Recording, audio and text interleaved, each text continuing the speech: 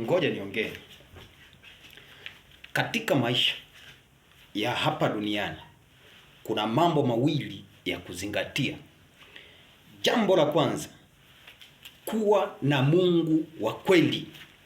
Kuwa na Mungu wa kweli. Hilo ni jambo la kwanza.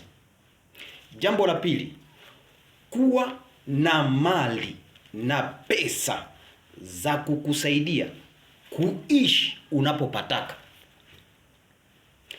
kula unachokitaka, kuvaa mavazi unayoyataka. Hii dunia, mbona utaona Mungu ameiumba vizuri na utakuwa unasubiri tu wakati wa Mungu ufike urudi ulikotoka.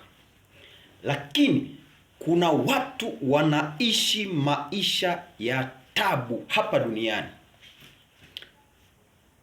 Mtu wa kwanza ni masikini wa kipato,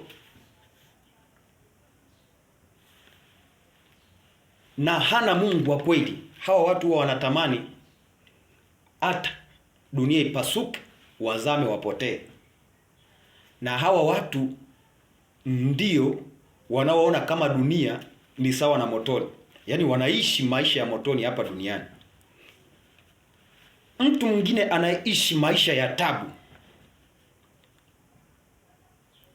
ni mtu ambaye ana mali, ana pesa, lakini hana Mungu wa kweli. Hawa watu, wewe nenda kaangalie mtu yoyote mwenye kipato chochote, hata kama ana gari kali, nenda kaangalie. Wanaishi maisha ambayo wanatamani dunia ipasuke, wazame, wapotee. Katika hii dunia, kuwa na Mungu wa kweli. Mwabudu yeye, akufanikishe yeye. Hii dunia utaipenda. Mimi nimemaliza, sina maneno mengi.